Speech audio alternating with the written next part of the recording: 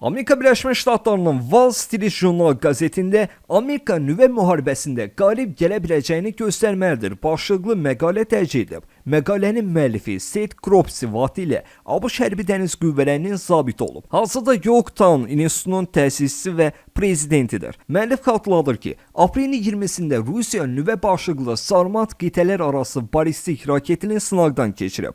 Ukraynada hərbi əməliyyatlara başlayandan Prezident Vladimir Putin və müşavirləri ABŞ və NATO'nun müharibəyə müdaxilə edəcəkləri təqdirdə nüvə hücumu ilə hədələyir. Moskva bu yaxınlarda İsveç və Finlandiyada xəbərdarlıq edib ki, NATO'ya qoşulsalar zərbə altına düşəcəklər. Seth Kropsi yazır ki, Rusiyanın Ukrayna ilə müharibəsi həm də NATO əleyhinə yönəlib. Putinin müharibəyə getməkdə iki məqsəd olub. Əvvəl o, Ukraynanın müstəqil dövlət kimi məhv edəcəyinə ümid bəsləyirdi. Rusiya bir neçə saat ərzində paytaxt Kiyevi tutmağı, orada Ruspərəst hökumət qurmağı, aylar sonra isə Kremlin Ukraynanın şərqində və cənubunda birbaşa nəzarətini təmin edəcəyi referendumlar keçirməyi planlaşdırırdı. Sonraki mərhələdə Putinin Belarusda Aleksandr Lukashenko rejiminin və Mərkəzi Asiya despotlarının iştirakı ilə Polşa sərhədinədək imperiya qurmaq niyyətində olduğunu vurğulayan müəllif bildirir ki, Ukraynalılar bu planlarını alt-üst ediblər.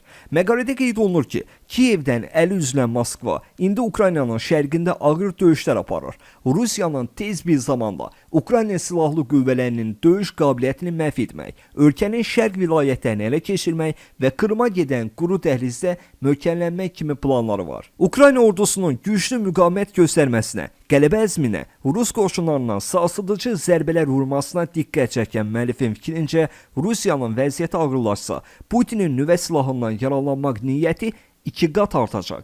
Bu Rusiyanın açıq şəkildə bəyan edilmiş hərbi doktrinasına da uyğundur. Nüvə hücumu Ukraynanı Yaponiyanın 1945-ci ildə üzləşdiyi seçimlə qarşı-qarşıya qoya bilər. Ya təslim, ya da məhv olmaq.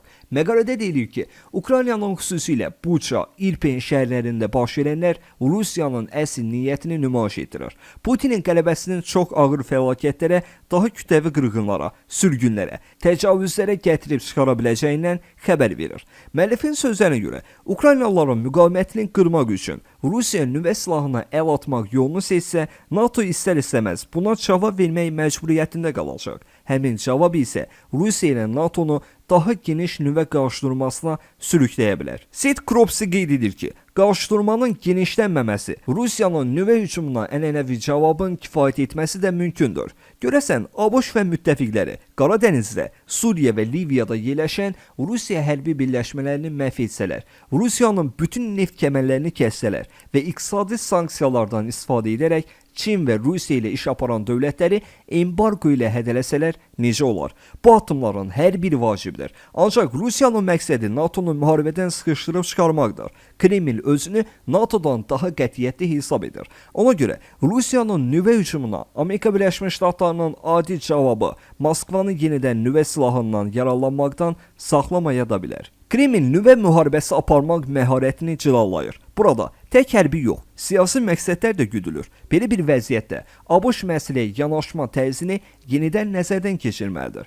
Bu o demək deyil ki, Vaşinqton nüvə silahından istifadə etməlidir. Hər halda nüvə reaksiyası qlobal nüvə müharibəsi ehtimalını artıra bilər. Amma ABŞ və müttəfiqləri Rusiyanın nüvə arsenalına qarşı elə tədbirlər görə bilər ki, Moskvanın hücuma keçmək mövqeyi sarsılmış olsun. Məsələn, ABŞ təkcə sualtı qayıqları yox, hərbi dəniz qüvvələrinin suyun üzündəki gəmilərini də soyuq müharibə dövründə olduğu kimi yenidən nüvə silahı ilə təchiz edə bilər. Seth Kropsi'nin fikrincə, belə bir addım Moskvanın cavab tədbirləri görmək, nüvə müharibəsi aparmaq imkanlarını zəiflədə bilər. Nüvə müharibəsi heç aparılmasa daha yaxşıdır. Ancaq Kreml bu üsuldan istifadə etməyə qismən hazır kimi görünür.